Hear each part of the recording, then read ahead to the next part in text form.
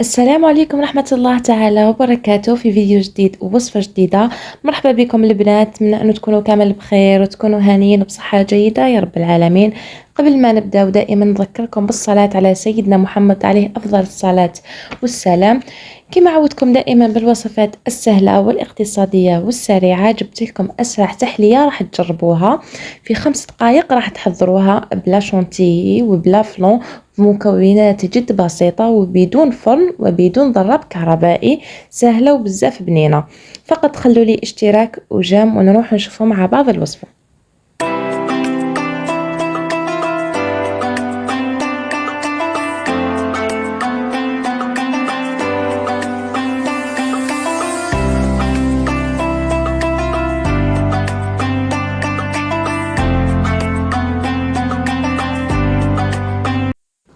إذا خياتي بسم الله نبداو في التحلية تاعنا. شوفوا التحلية تاع نهار اليوم فيها 2 طبقات. الطبقة الأولى واش راح نحتاجو فيها؟ نحتاجو ملعقة كبيرة تاع الجبن طري، 4 ملاعق كبار تاع مايزينا، و5 ملاعق كبار يكونوا معمرين تاع سكر، ونصف ملعقة كبيرة تاع لافاني، وشكارة تاع حليب اللي فيها لترة.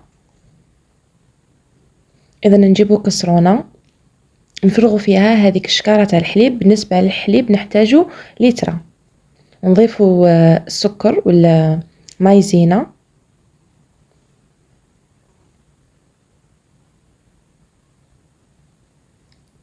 نهبطها كامل هذيك المايزينا، نستعمل ملعقة صغيرة ونهبطها كامل. ونضيف هذاك الفرماج. بعدها نجيب لافوي ونخلط كلش بارد في بارد. بعدها باه نحط الكسرونة تاعي على النار ونبقاو نخلطو. شوفوا ما نحبسوش من التخلاط حتى تثقال الكريمة تاعنا، وما نزيدوش للنار بزاف، على نار متوسطة نبقاو نخلطو حتى تثقال الكريمة.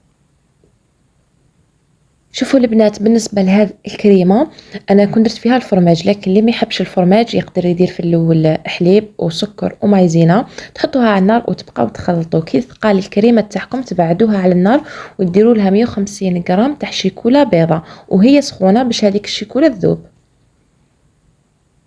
ولا تقدروا ديروها كما درت أنا فقط باش تكون الوصفة هذه اقتصادية ونسي نبسطها لكم لأقصى درجة.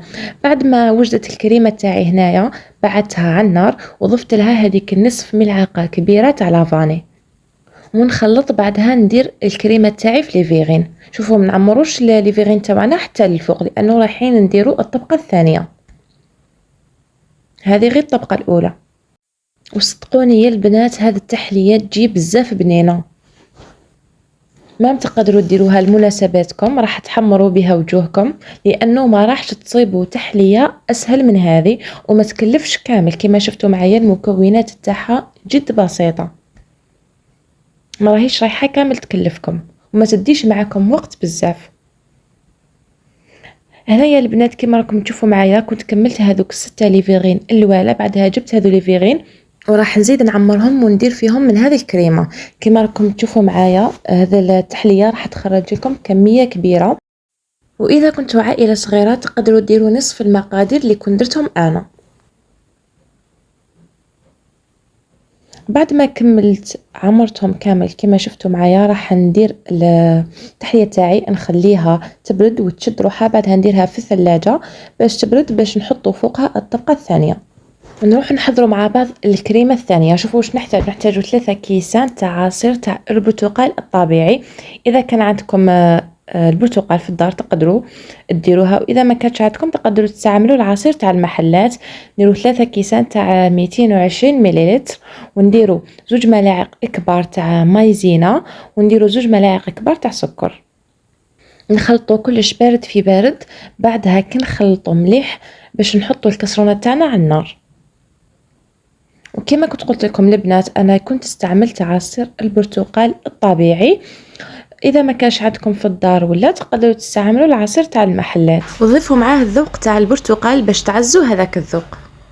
كما راكم تشوفوا معايا هنا راني نخلط مليح باش ما يقعدناش هذوك التكتلات تاع المايزينا. بعدها نحط الكسرونه على النار، ما نزيدوش النار بزاف، نبقاو نخلطوا ما نحبسوش من التخلاط حتى تثقل معنا الكريمه. لازم نبقاو غير نخلطوا بلا فوي حتى نشوفوا الكريمه تاعنا ثقلت باش نبعدوها على النار.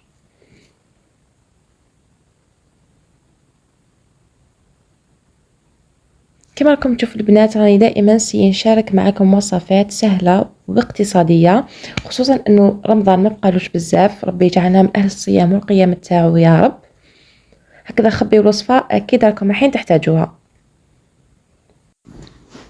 هنا بعد ما ثقالت الكريمه وكانت جمدت هذيك الطبقه التحتانيه، راح ندير الطبقه الثانيه، ندير منها كامل في الليفيغين تاعي.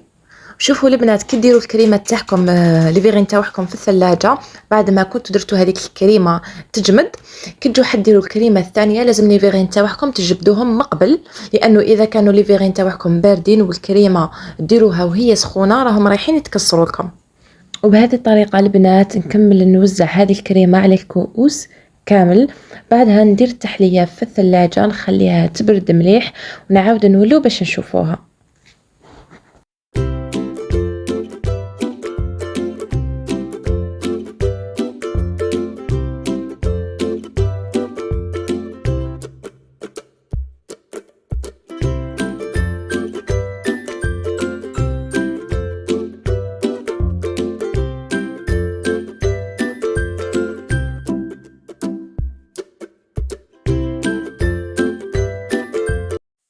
وفي الاخر البنات التحليه تاعنا راهي واجده بعد ما كنت كملت حضرتها وزينتها.